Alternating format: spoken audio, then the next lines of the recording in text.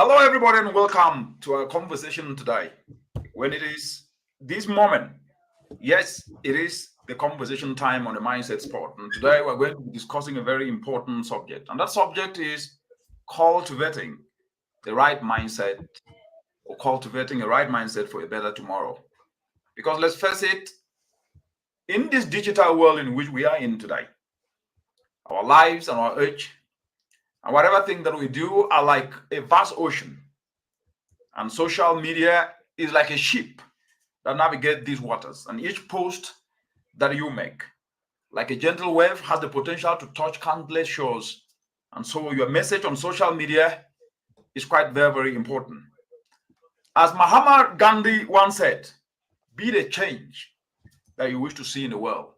And so today, our focus is going to be not just on the vast expanse of the digital world, but more importantly, on how the young people, especially we as the individual young people, can use this social media to spread ripples of understanding, of positivity, and of unity. And I'm joined by my co-host, Daniela from Bombonanga. Daniel, welcome to this very important conversation today. What have you to say?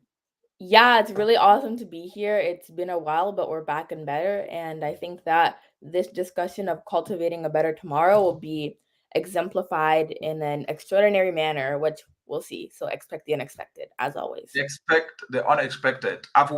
This topic, we've touched it all the time, but today is really to focus on how do we leverage social media to create a better tomorrow. And I will start off by putting an anecdotal narrative, which is there are seven things that I learned.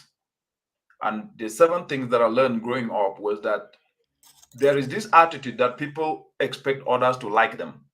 And then you end up not having everybody like you, and then you're worried about it, which is an unacceptable attitude.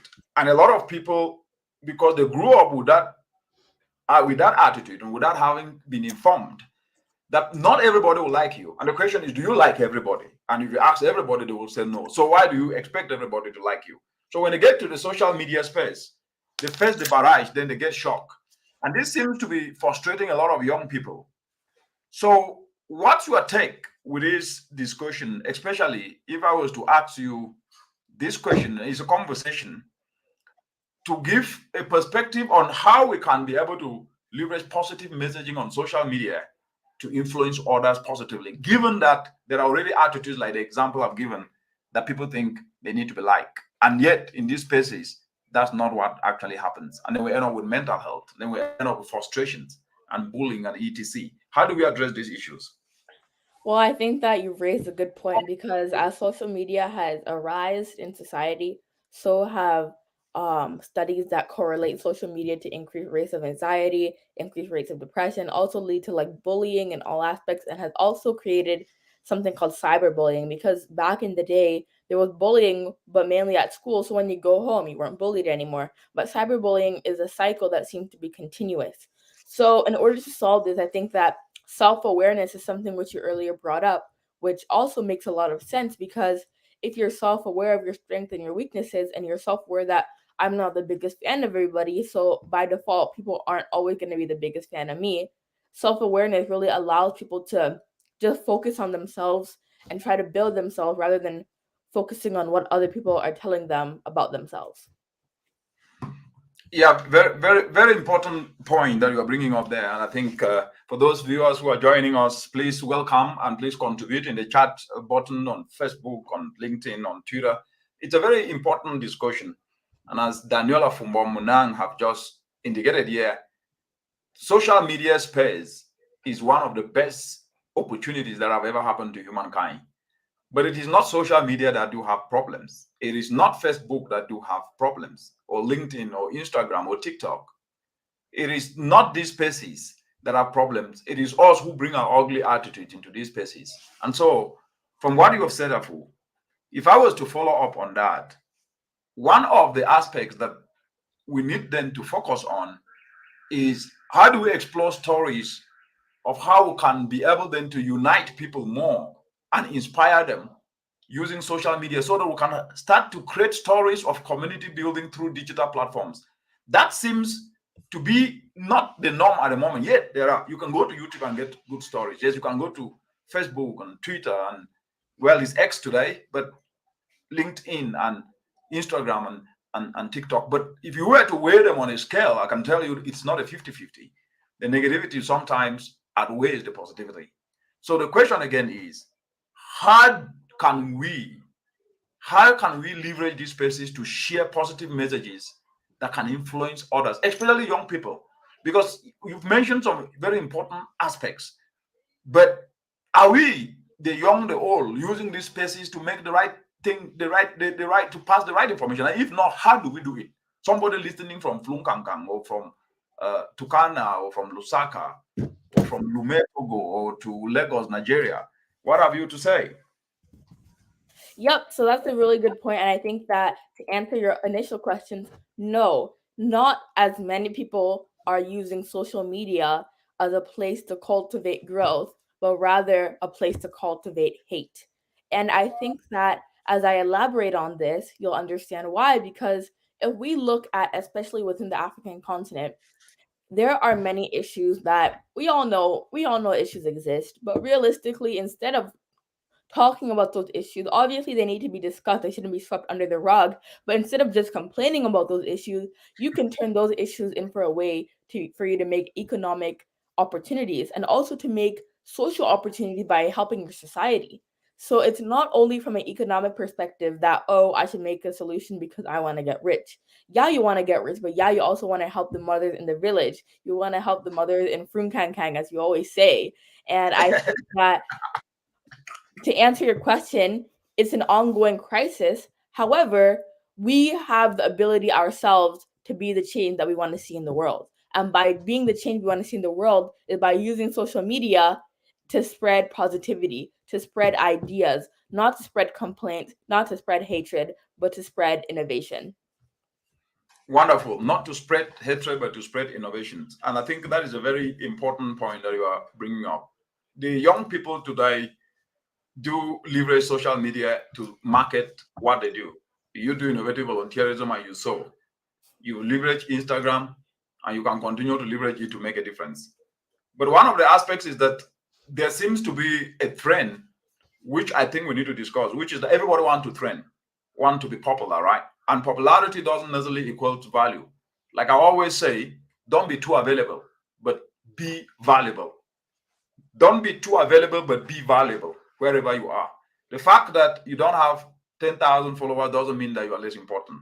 Number of followers do not equal to number of importance. Is that true? And what do you say?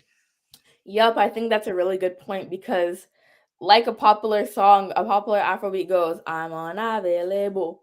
Them know they see me. So, as I'm bringing What up is that Davido song? again, Please say some few words about that song. Let's hear. It yep. looks like So, your best hit. And by the way, Davido was in Cameroon yesterday in Douala. I mean, was he, having was he a here for a concert? the concert with Petit Pays. Oh wow. Look at Afro icons going global. But as I'm linking Davido's arguably most popular song of the year to this podcast, what I'm trying to demonstrate is that if you're always available, people are just gonna think of you as, oh, she's always there. Oh, she can do whatever she wants. She's always there. However, I think that by you always being available, it's kind of a disadvantage because it kind of shows that you have nothing to do. Like you're just sitting there and being just a little, just doing nothing. But to answer your question, I think that social media as a whole has been used positively. If we see the movements, social justice movements, environmental movements, they have all been started through social media. And I think that many people think that by them they think that they're activists when in reality they're complaining, and activism is trying to portray a solution, but some people misinterpret the word activism and try to give a way for their complaining to be excused. However, through social media we should not be using our complaints, and it's always the same people who are active at 2 a.m. in the morning in Facebook forums are the same ones who are using social media to complain rather than to use them for solutions. Are the same ones. Yes, yes, Afu. The point is this: being presence on social media is not the problem, because the It's reality is not. that However, what I'm trying to demonstrate is the people who are 24/7, even 25/8 present on social media are not the ones communicating solutions. They're the ones communicating complaints without ways to fix their struggles. without ways to fix the struggles. Not all of them, just to stand corrected. I think there are a lot of comments. I think Hassan, yes, is from Kagoma refugee camp here in Kenya. Thank you very much, Hassan. Then there is Kape. He said that this is a very important discussion, that in Liberia, social media is quite a big problem. And if we are going to respond to that, how this problem can be solved. Then we have Castun Derek. Don't be too available, but be too valuable. Yes, those words are important words, as I said. Yes, Keystone, welcome. Then we have Kamara watching from Zimbabwe, Zimbabwe African University. Welcome. It's a great pleasure to have you here. Then we have Jeremiah from Ebony, Nigeria. Welcome. Howdy, buddy. Body day cloth. Greetings from Sierra Leone. Yes, how would a day for that side for Sierra Leone? And then we have Kape watching from we have Emmanuel Chia, Emmanuel Awot here. She's watching from Bamenda, Bangor, Peking. We have Tony watching from here in Nairobi. Tony Mambo. And then that is it. And Afu, this point from Kape here, that this discussion is very, very important, and because social media is one of the problems. You have said that social media have it, the good, the bad, and the ugly, but it seems the way it is seen and the viral nature of what goes through social media seems to cause more negativity rather than positivity. And it looks like there needs to be some literacy level. And you've used this a lot of time. Digital literacy needs to become the norm. Who should be teaching who? That's a good question. And I think that to answer that, who should be teaching who? Realistically, it should be schools. However, it does not have to be a school to educate you. I think that it should just be us being smarter as a whole, because when we look at it, if you see somebody who you know lives in your slum right now who is posting pictures of them with a Ferrari and posting pictures of them with a G-Wagon, we need to critically think as a whole, is that true? This isn't something that necessarily needs to be taught in schools. However, it's something that we should be acquiring through life experiences, and digital literacy is the same thing as critical thinking. If we are able to critically think of the photos we see on Instagram, or critically think of the tweets we see on X, or look at the posts we see on Facebook, we will be able to thoroughly analyze them and understand that this is true. Oh, this person's living a good life. That's good. I'll strive to be like that. Or this doesn't seem too true because I know this person. And also, we can use this from another perspective of, if we see something on the internet like a fact, we should critically think and analyze, is this fact correct? And whether it's correct or not, we can go research from accurate sources to then develop a thorough understanding, not based on a Facebook post or not based on a social media post. So to answer your question, I just think that digital literacy is the same thing as critically thinking. Whether we're critically thinking about somebody's post or we're critically thinking about a study that was shown, we can thoroughly investigate to see that if it's true or if it's bogus. Wonderful. This is amazing. Still, Ade, welcome. Very good point, Afu. Nuela, welcome. And all of you who are joining from everywhere. We have James Olusuela, my brother from another mother, from the University of Bolton. James is the president of Ibafosa, Nigeria, but he's doing a master's in environmental intelligence in the University of Boston. Keep And up then the we good have work. all of you who are joining in now. Yes, from Zambia, my brothers and sisters from Zambia. Is And then Danielle your have, child? She looks like you. yeah, No, we just look the same and have the same last name. Nope, what you're does not that mean? related. Why are you lying on air? No, I'm not lying. It's sarcasm. But yes, we are. Yes, that's my father. So this is really, really wonderful. And I think here, for Kamara said critical thinking tools is important. You've said something that is very important. The fact of the matter is that what sell most of the time, not necessarily just because of social media as we're growing up, they say that good news is bad news, that bad news is good news. And I think it's a mindset that has been conditioned and somehow wired for quite a very long time, that make people more associated to get information that is wrong and not good rather than good information.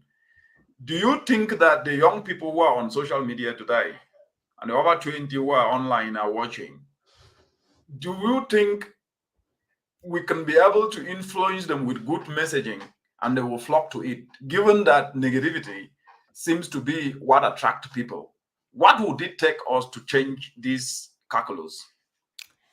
I think that you used the really cool term calculus because calculus is an advanced study of math, Cool and term. just like the Yeah, advanced study of math, this is an advanced study of the brains of society.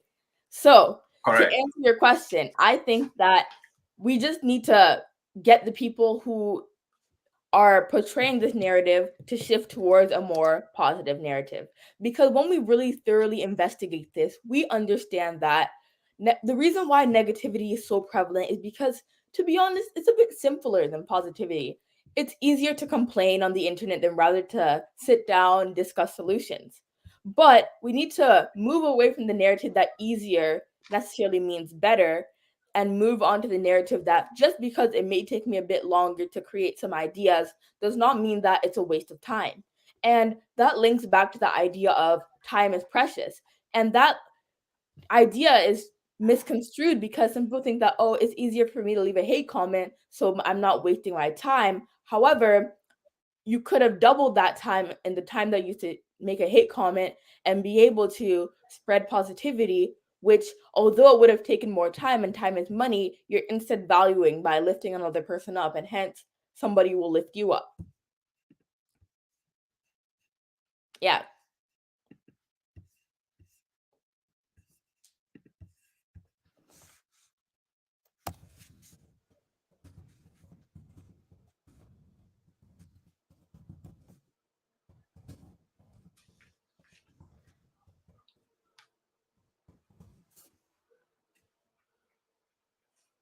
Excellent, excellent, excellent, Afu. And the point you are bringing up is very, very important because everybody needs to take responsibility. And then the affinity for negativity seems to be at its high. And therefore, each and every one of us have a responsibility to be able to pass positive messaging. I will now Afu, hand over to you so that at least you ask some questions and then we'll get back to you as we interact and see.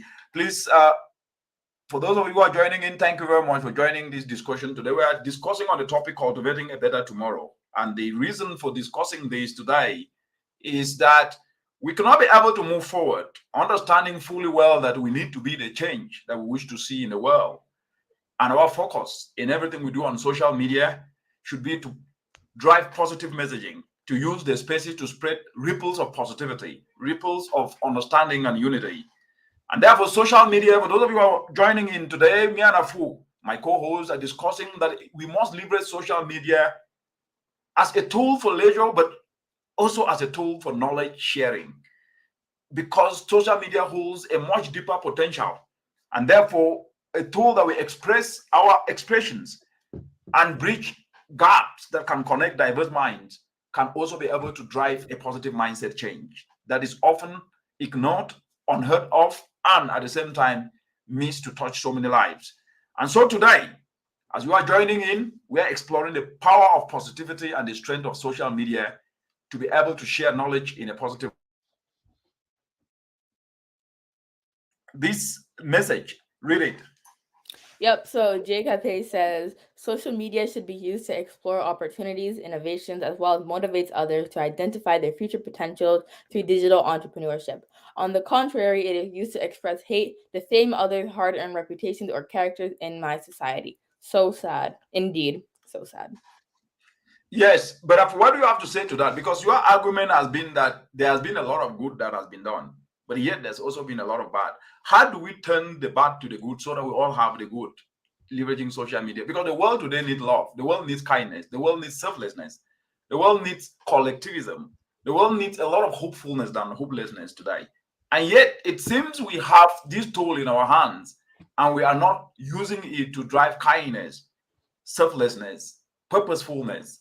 But yet, it seems everybody holding or getting to these spaces just become what we call here ukoju, the top of the top. What is your message to those who want to become celebrities overnight And celebrity for what in the first place? So I think that's a really good question because everybody and their moms these days are influencers. And the question is, what are you influencing? And I Correct. believe that I have mentioned this in previous episodes. However, the question still remains the same because over and over you see more people saying that I'm going to drop out of school to go be an influencer. And realistically, an influencer, it's a career that comes through having hard work and having expertise in a certain area. When we think about it, medical doctors are healthcare influencers. If they're telling you to, hit the gym more so that you can mitigate a healthcare condition, they're influencing you to make healthcare choices. So influencing comes from a particular skill, but if you don't have a particular skill, then you cannot influence. So in order for you to be an influencer, which I have nothing against influencers, I think it's a great career, but you need to have it through substance. So, in order to attain said substance, you need to not focus on the perks that necessarily come with being an influencer, but rather have smart, attainable goals. We call them where I'm from smart goals. It's like smart, attainable, responsible, and like timely goals. So that goals that you can be able to achieve within a certain amount of time. Because if you just have this really big goal and you don't know how to get to it, then you'll feel disappointed because you're realistically not going to get to it overnight. Meaning that if you have these goals that, let's say I want to be a healthcare influencer, I'm going to start by taking healthcare classes. I'm going to start seeing what that means to be a healthcare influencer, not randomly going from nothing to the next Dr. Fauci. Like, that's not how it's going to work. So we need to have smart goals so that Right. we can be able to build ourselves. You brought up a very important point. Influencing what? And if you are influencing negativity, for how long have you have an expert view or understanding and studies to understand an area to become an expert in it? I think that is quite a very, very important point. Are we getting comments from, I think Kale is still saying, I'm about to engage with something else and I would like to get connected and befriend Daniel. Please, you are already connected in this space and you should join in every weekend to listen to these beautiful ideas that she brings. Smart Afu, as they say. Yes, Daniel Mapo. Yes, Daniel Mapo. Excellent. You was with me on live yesterday on the topic on appreciativeness. He is in Zambia, and he contributed amazing stuff yesterday. There, Afu. Before you get to me, I want to ask you this question. What is your take? There is this attitude that is very common, and the attitude is that of unappreciativeness. What I want to ask you is, what would you tell people who expect and expect? How do they have to manage their expectation? Because the aspect of how we need to approach life is that we need to approach it with no expectations to safeguard against disappointments. And therefore, people will disappoint you at times, and understanding that no one owes you anything can protect you emotionally. Do you think that the attitude of everybody wanting to trend, wanting to be a celebrity, wanting to be a famous person is actually leading many people to be disappointed that in that process, because they may not be bringing value, they end up not having what they thought becoming famous will bring them? Do you think social media is leading many people to this disappointment point whereby their expectations are not matched with what they thought they will get? Yeah, And so what should they do?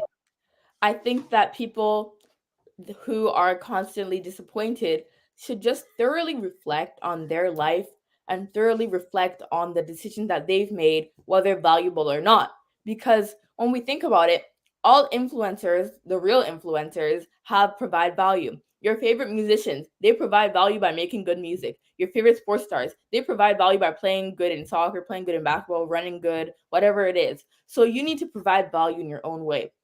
If you're saying that you want to be an influencer, but you're not providing value, then that's obviously not going to happen because people subscribe to people because they're posting stuff that they like. So we need to look at it from what can I do to better myself so that I can reach to the stage. And furthermore, if you see people around you being an influencer, it's also a bit of a lack of transparency because you see people around you being successful, but they're not telling you how, they're not telling you why, and you just assume that if they could do it in one, two, three, so could you. But realistically, though, people do not do it in one, two, three. Meaning that in order for us to achieve our goals, whether that's becoming an influencer or being an expert in our fields, we need to just have a reality check and be like, number one, am I providing value? If the answer to that isn't yes, then we need to reevaluate our priorities and move on from there. Very important point that you are bringing, and that takes me to the value of challenges, which is that each and every one of us need to recognize that your biggest blessings comes when you face the hardest challenge.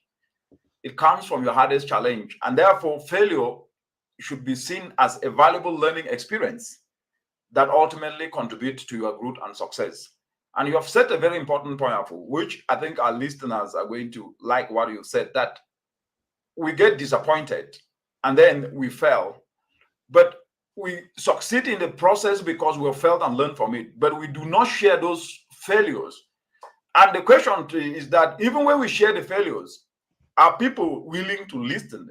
Because I wrote a book on Make Africa Work where I told the story of my upbringing and the struggles of how we went to school without shoes, went to bed sometimes without food. And I don't really think that a lot of people really do understand that you do not necessarily have to start smoothly to end smoothly. What's your take? Yeah, of course. And I think that your quote that you don't have to start smoothly to end smoothly is shown in a lot of people. And the way that these people went from rags to riches, in a sense, was through dedication and hard work and perseverance because they already did not start, they had to do some catch up. And I'll just use the track analogy. There's 8 lanes on a track, one lane is further than the other. So if you're in lane one, you have to do a bit of catch up to be with the rest of the competitors. But that does not mean that if you're in lane one, that means you're going to be last place. And if you're in lane eight, which is technically the furthest lane, that does not mean that you're going to end up first. So life has opportunities in every aspect, depending on the way you look at it. So if you're in lane one and you're already like, I'm going to come last, I'm already have to catch up so much, then you're just speaking it into existence. Same way that if Mhm. you're in lane eight and you're already ahead, you think that, oh, I'm going to stay ahead. I don't have to run as fast because I already have that advantage. That's not necessarily true. So, from this track comparison, you have to look at it from the perspective of, am I ahead or am I behind? Realistically, that doesn't matter too much, but once you're aware of your stance, you know that no matter where you are, you need to work hard. And just because you're behind or just because you're in front doesn't mean that you're going to stay behind or you're going to stay in front. What a way to run off that question. Just because you're behind doesn't mean that you're going to remain behind. And therefore, this takes me to this point, the value of being teachable, which is openness to learning. Sometimes a lot of people are not open to learning. But what I've always told, especially young people, is to maintain a teachable attitude, which is a teachable spirit, which simply means acknowledging that you don't know everything and be willing to learn and open to learning, unlearning, and relearning as much as possible. Do you think that if that is what is supposed to happen, are people really learning the right things on social media? And if not, how can we change it? Well, I think that as we know, social media is a platform for good and a platform for innovation. However, it's not always used that way. And that's something that we stated throughout all our podcast interviews. But what we need to understand is that people read what they see, people see what's posted, and subconsciously, whether we know or not, we are influenced. And through that, we need to thoroughly examine, back to what I said, digital Mm. literacy, aka critical thinking skills, so that we aren't so quick to comprehend and to thoroughly understand and to learn what is posted. Because if we see everything and we believe everything that's posted, then that just makes us not digitally literate because misinformation is constantly spread. And misinformation is arguably one of the plagues that the continent is facing because misinformation also comes into, I can be a millionaire in a night. Realistically, if I was to go on Google right now and search how to be a millionaire overnight, I would see 10 different blog posts. So so that's just a way for us to demonstrate that we as a human being, we are influenced. And in order for us to not be influenced as much, we need to develop those digital literacy skills through critical thinking in order for us to avoid the plague of misinformation. You are talking like a kid in Frunkankan or in Afra or in Zichami. I can see Zebedi Kawi and Chang's uncle is watching from Germany. Afu's uncle. Yeah, Afu's uncle. Yes, Zebedi. Yes, and Zebedi, Awotiabobo, Mawentongta. So the point is this digital training and teaching is a buzzword. It's a word that is important. But a young kid who is from Jichami or Jinkwe or from Kankan or from Tukana here listening, who is going to teach that kid digital skills when those who are supposed to do it all want to be trending and want to become influencers and celebrities overnight because they see the social media space, the easiest space for them to be able to front whatever thing they're fronting. And then after that, we'll get back to there are a lot of comments here that we need to go through. Yep. So I think that you brought a good point up because especially kids in rural areas, they're just Mhm. exposed to what they see. Correct. And through that, if what they're seeing is misinformation, then they're going to be misinformed by default. So, as leaders, whether you know it or not, if you're an elder, whether you're 12 years old or 122 years old, you're a leader in a sense. So, whether you know it or not, people are secretly, not even secretly, they're just looking up to you, whether subconsciously. Because if you're a 5-year old and you see your parent putting their shoes on the wrong way, then you're going to start putting your shoes on the wrong way. So, if you see an elder in your society using social media the wrong way, then you're going to believe that that's the way you should use it. So it starts by us as the elders in society, learning critical thinking skills, learning digital literacy, and being able to orally or not even orally just pass that down by the way people are using social media. Because at the dinner table, if you hear your family discussing complaining all the time, then you're going to be inclined to complain. However, if you hear them discussing innovation, this is what I did today at work, then the child is going to be more inclined to discuss innovation rather than discuss complaining because they're not hearing that as often. So your point is that we are responsible as adults of what is shared and also as young people because we are influencing a generation with negativity and that we should take responsibility. Is that so? Yes. Excellent. So let's get to the comments. There are a lot of comments here that have come through. I think we did answer this one from Yeah, we uh, did. I think yes, we have to start from yes, from here. Yes, yeah. I think it's from Musu out here.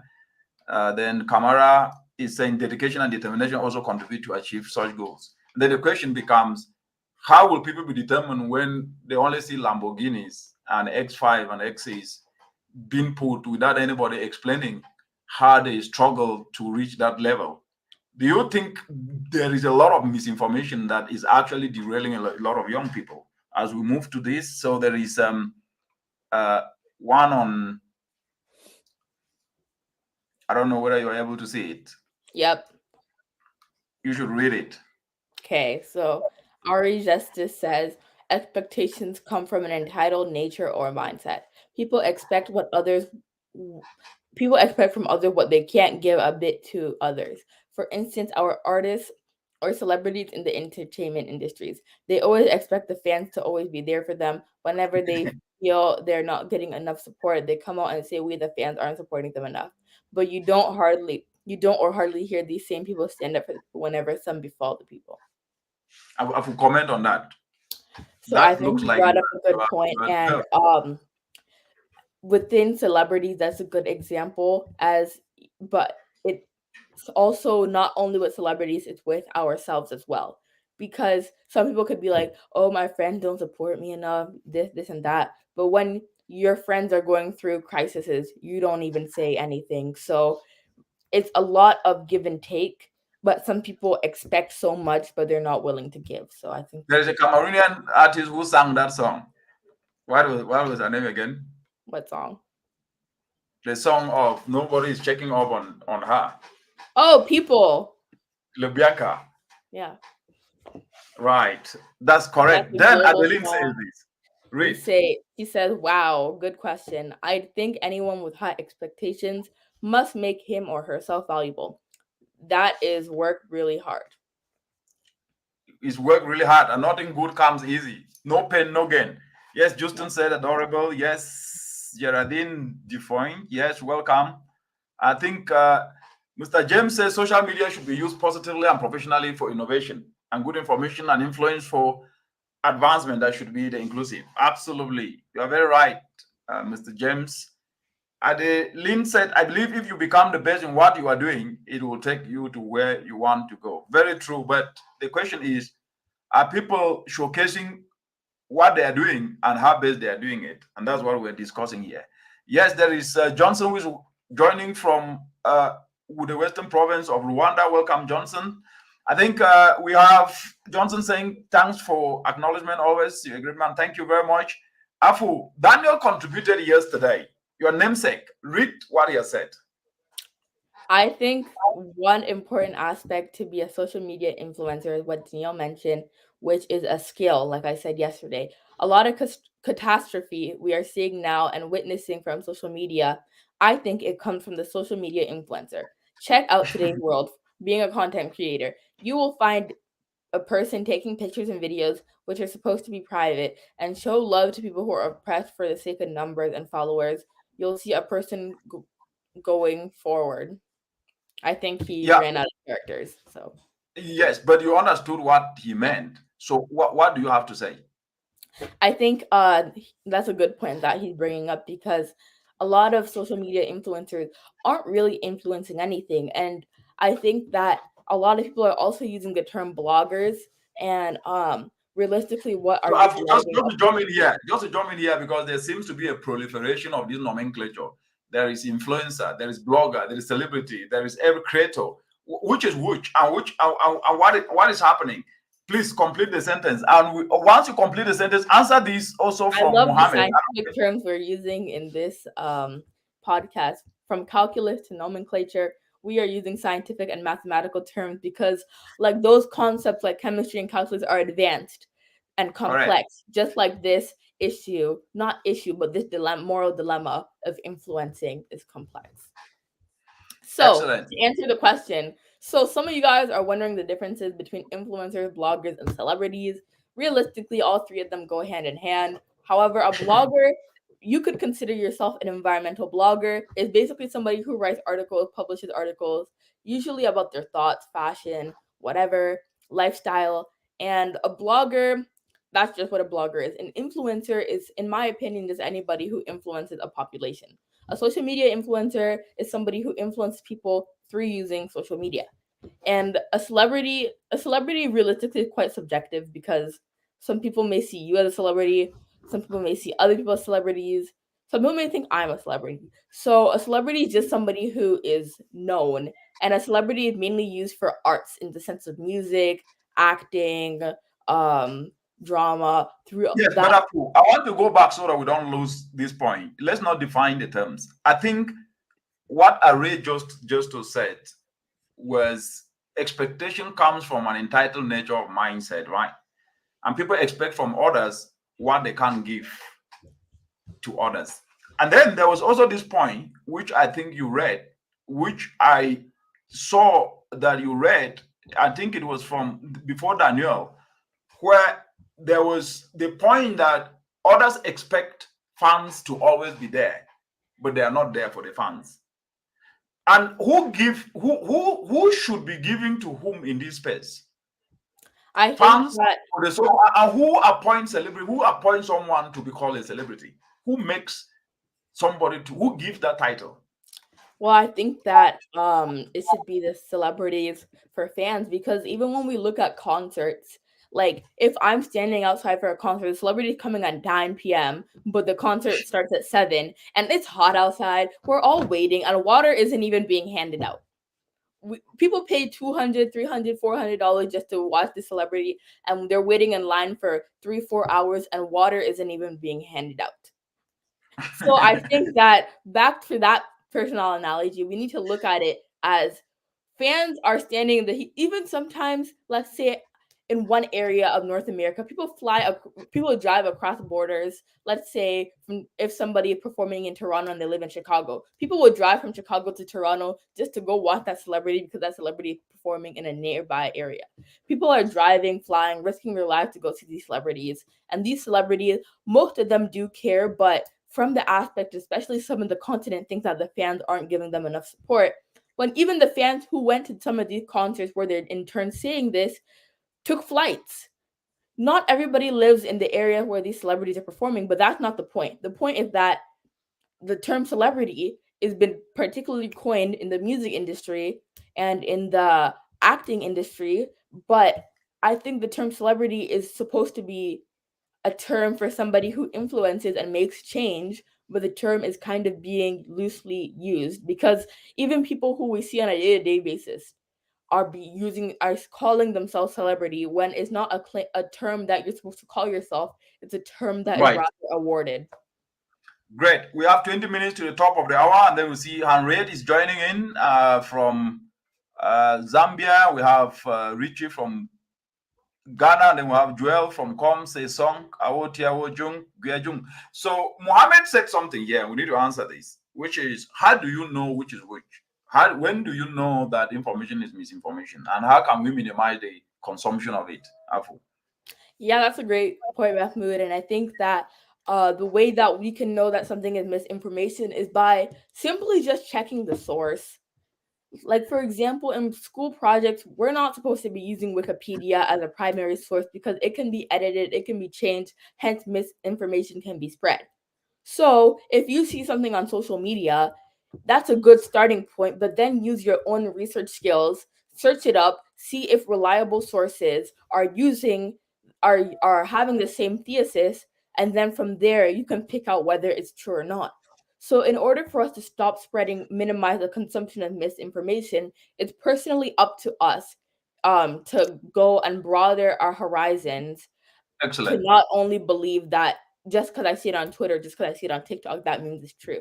By us doing thorough research, then we'll be able to minimize the consumption. Excellent. Very good point. Abubakar, welcome from Sierra Leone. Yes, you're here, but Daniel has come back again. And he is saying if all influencers or content creators are to be taught how they should create a space for their followers to learn positivity, can be a good one. I believe all influencers are just charismatic leaders, and most of their followers follow blindly because most of these people just push anything the without realizing the damage it will cause. That's Daniel Mapalo Mule from Lusaka, Zambia. What do you have to say? Yeah, I think that Daniel brought up a good point because celebrities sometimes fail to realize that they're celebrities because people like them. They like their content, they like their brand. And by them just posting absolutely anything and everything, although they're also human beings, people have to realize that they have a platform, whether they like it or not, it's there. So it's their responsibility to advocate for what they believe in and not just um and not just follow trends, although it is easy to do. Right. But also as consumers, we have to realize that celebrities are human beings. They are people. So are people always correct? No. And celebrities, as they're also human beings, they're not better than us, they're not worse than us. They can sometimes fall into misinformation as well. So it's up to us to thoroughly analyze, even if it's our favorite celebrity, not always believe everything they say, and do our own analysis so that we can determine what side we stand on in situations like this. I love that. We must be able to do our own analysis. But the truth is also that everybody needs to cultivate what I call an authenticity attitude, which is that you deal with facts, not with fiction, and not with fake news. So much so that you can be able to instill what we call integrity, that people can trust you, people can believe you, and any word that they see coming from your page, they can trust it. And this then means that you are building a very solid foundation to then be able to influence people with the right knowledge, influence people with facts, and cultivate trust that can ensure sustainability. Because one of the things that people don't understand in this social media space is what we're going to move to next, which is digital footprint. What you say today will come back to haunt you tomorrow, either in a good way or in a bad way. And therefore, it becomes very, very important that if you are to guide people, to inspire people, to ensure that at least we can be able to motivate people to usher themselves to action, we must do so by taking ultimate responsibility to ensure that the facts we share, the knowledge we share, is factual, and it is knowledge that we ourselves should be able to consume before we think that others can consume. And I think this is going to the point of misinformation that was asked by one of the viewers, which was, how do we control this? We need to control this starting from ourselves by using platforms like this to speak truth, to tell and guide how you can be able to handle this information, that you should take everything not at face value, because not everything that comes through should be absorbed as it is without further verification. Primary, secondary data is important. The primary data is the one you really know that this is the source. The secondary one is one that is coming, you are still doubting, so you need to look at the third source to validate. I thought I should be able to put some meat into this, because at the end of the day, the calculus and the nomenclature we've been using here needed to be broken down. And now the last one, before you take over, which is, what can we say about peer pressure influence, especially when it comes to actualizing our intended dreams? Afu, you I go. think that peer pressure can be good and bad because when we look at it, the people who you spend time with most, who are genuinely your friends, can influence you both positively or negatively. In my sense, for example, all my friends had jobs, which then encouraged me to go get a job because I didn't want to be left out. But that was a positive way of peer influence. However, peer influence isn't always positive, it can be negative. If all your friends are unemployed, then you're going to feel like even if you have a job, what am I doing having a job? There's no purpose. Why do I have a job? If my friends are surviving being unemployed, so can I. So peer pressure can be both positive and negative. So I think that if it's when you're actualizing your intended dreams, you need to surround yourself with people who have similar goals and similar values to you so that you guys can Excellent. grow together rather than um degress together. Excellent. Thank you very much, Daniel. I think Abubakar is asking, how do we debug this information? Start following people's pages that you trust and believe. And as you follow them, you will understand whether they're authentic or not. And always make sure that any information you get online, try to find out from other sources and check on Google. Try to check and find out from alternative sources whether that is true. But as you are on social media, you also notice that there are some people who are very consistent and persistent. And those people should not be taken at face value. There are very few of them. You should follow their pages and make sure that you don't just get information from a page and start sharing without trying to authenticate it from other sources. I think this is great. Afu, over to you. Yeah, so as we know that society places a very strong influence on influencers, some people may consider you an environmental influencer. So, how do you do your part in order to spread information? And how do you consider yourself an influencer? I consider myself as someone who have knowledge of issues best put on my growing up, my life lessons, and my professional career, that I can then use those lessons to then be able to guide, advise, and inspire young people, especially, to do right and think right. And in that way, I see myself as a facilitator. I see myself as an enabler to create spaces in which people can then be able to benefit information to become solution providers themselves to solve the problems that we face in the world and in the continent today. So I am a facilitator, I am an enabler of solutions, and at the same time, an inspirational figure that can be able to showcase from my own lessons how things can be done so that young people can do it. Influencer, I don't know what that means. Celebrity, I don't know what that means.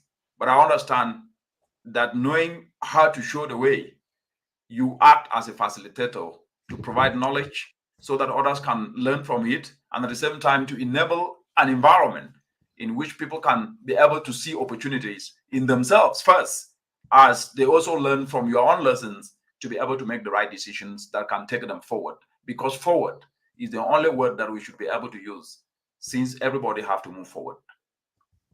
Yep, great point. And I think that you brought a good point because you're not claiming to be an influencer, you're not claiming to be a celebrity, but that's the challenge that some of these quote unquote influencers are claiming that title, but aren't necessarily holding themselves up to the name that they're giving themselves. And those names are generally given by supporters, given by fans. But by self proclaiming yourself as an influencer, but you're not influencing anything, that just skews misinformation, which then leads to a bunch of people being confused because what exactly are you influencing when you're self proclaiming to call yourself an influencer? And before we wrap up, I have a few more questions, which include, although times are tough, and I use the track lane analogy that there are 8 lanes on a track, and some start ahead, some start behind, but at the end of the day, it could be lane 1 who wins, and it could be lane 8 who wins. So, as we've known throughout your book, you basically started from lane 1. You had a disadvantage. So, was it the people in your society, or what really led you? What really made you believe that me too, despite me not being in lane 8, despite me not being in lane 7, lane 6, despite me having to quote unquote catch up? How did you stay strong and persevere, as a lot of people are in the same were in the same boat as you once were? Everybody, if you look at the way life comes to this planet Earth, it pretty much follows a very common path. Every child born, whether in America or Australia or in Africa or in Asia or in Europe, that child arrives the world with a cry. And that cry signals one thing: it signals arrival and it signals present. It also signals survival tendency, that I am here. And crying shows that you are alive and you are in an environment that is unknown. But yet, without crying, the baby also signals that he or she can then be able to survive by trying to understand that very environment at that very moment. The point I'm bringing this up is that each and every one of us is born the same. Yes, the circumstances of our birth are not a limitation or a determination of where we will end. What determines how we will end is the self belief that you, the individual, have what it takes to reach there. And that is coined up in what I call the 3 Ps: passion, persistence, and patience. Patience, not sitting and folding our arms, but understanding that what I may want to get tomorrow will not come, but I'll consistently work. But passion, to continuously understand that the fuel that we all need to move forward is nowhere else but inside us. And it is that belief that I will continue to do it no matter how hard it is. And these are the values that actually shaped me, that the understanding that to move forward, you have to, first of all, understand 99% of the efforts need to come from you. But you must be grounded in one word: humility. You must be grounded in another one word: discipline. And discipline for what? Discipline to focus and to understand that you will fail, to understand that you will face challenges, to understand that you will face letdowns even from your own family, friends, community, and even country and the world. Once you understand this and then stay focused and try to cultivate an attitude of hunger towards learning and always believing that regardless of what you do, humility must become your common denominator, are the principles in which I've applied and I still apply today. But I just want to say one thing: regardless of where somebody reaches, it is not what matters. What matters is what you become in terms of your attitude, which is summed up in selflessness, being selfless and kind, being understanding that your life should be at the service of others to be able to serve the community through providing information, through inspiring others, through speaking truth, like we're discussing here, of what not to do, even if it might not be convenient and actually have to rattle people. And therefore, to answer your question in simplistic ways, the beginning was tough because not everybody is born into the same privileges. But the ending is a determinant of the individual by himself through hard work. And I know that there will be a question that people can ask: what if I was born into a difficult family? I was born into a difficult family from the perspective that we didn't have. But that actually is an advantage, because then it helps you to not only try to triumph over the challenges, but you learn in the process of the difficulties, because challenges are disguised opportunities. And when you focus to understand how those challenges can be solved, you gain experience, you gain determination, you become resilient. And these are the ingredients that you will need to survive anywhere in this world. And therefore, by cultivating those, passing through adversity, I learned what excellence means. Excellence to be determined, excellence to be focused, excellence to know that what I need is not elsewhere but inside me. And that's what propelled and continuously propelled me even as we speak today. Excellent, excellent, excellent. And I like the point that you brought up that even if you're starting at a quote unquote disadvantage, those skills that you build to develop yourself are skills that some people who even started from a more privileged position aren't going to learn. As, for example, some skills that you learn through the struggles are skills that even when you're on top, you can be able to apply that can set you apart from the rest of the population. So as we wrap up Absolutely. now, we have some comments, some inspirational comments from people saying that, for example, we have a comment from Timothy Chautauqua, very true. Peer pressure meaning of a big. Yeah, there are a lot of comments. Let's read them all before we go. The comment from, I think Daniel said interesting, and then Abu said, thanks you, doctor. Yes, Adeline said, wow, thanks. Then Timothy, a very true, peer pressure meaning of a big contributor. Yes, I think that was answered. They were at Fude Kanu say, I'm impressed with Daniel's submission. She's such a vibrant, eloquent young lady. Keep it up, Daniel. Timothy is a very true, peer pressure is a big contributor. I think I've read that. And I think Abubakar was saying, wow, I literally learned new things from your discussion today. Thank you, Glad you Abubakar. did. Yes, Emmanuel Barclay said, thank you, Dr. Munang.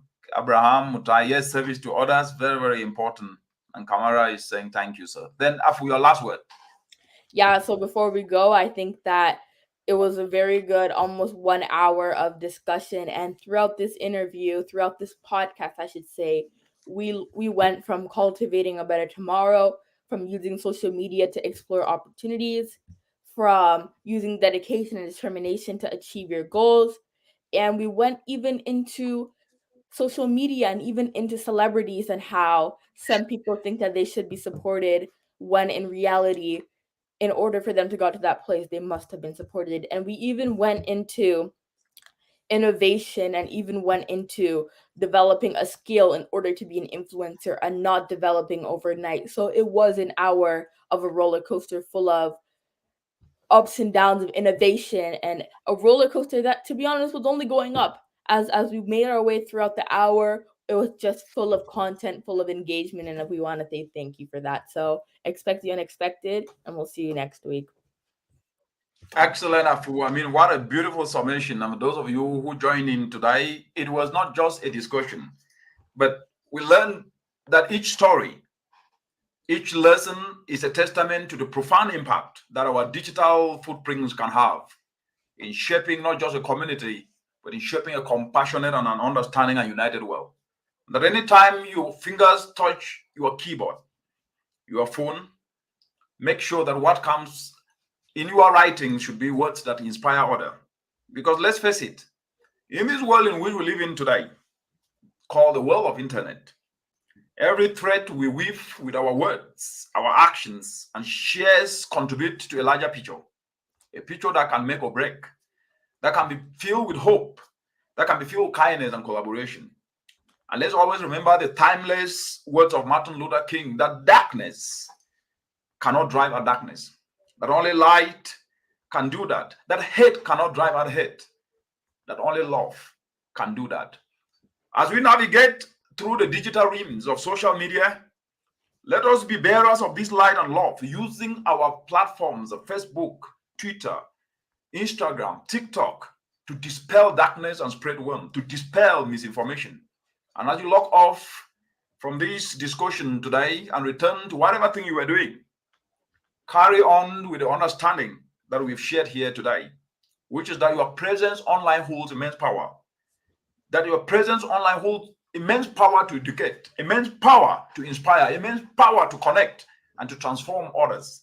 And so embrace this power with responsibility and with a heart full of hope and kindness and love, because people need love out there. They don't need hatred. And so let us not just be passive instruments of content, but active creators of positive change. And I leave you with this thought as we conclude, which is that in every click, in every post you make, in every comment lies an opportunity to make a difference, an opportunity to uplift a soul, an opportunity to be able to spark a movement, to to start a renaissance of hope, of kindness. And so the digital world in which we are in today, we have the power to paint a future that is bright, inclusive, and filled with the best of humanity. So thank you so much for joining this conversation today, cultivating a better tomorrow. Until next time, keep spreading positivity. Until next time, keep connecting hearts. And remember that in the world of social media, your voice, your story, your truth can be the catalyst for a new dawn. Have a blessed evening wherever you are. Bye-bye. You guys.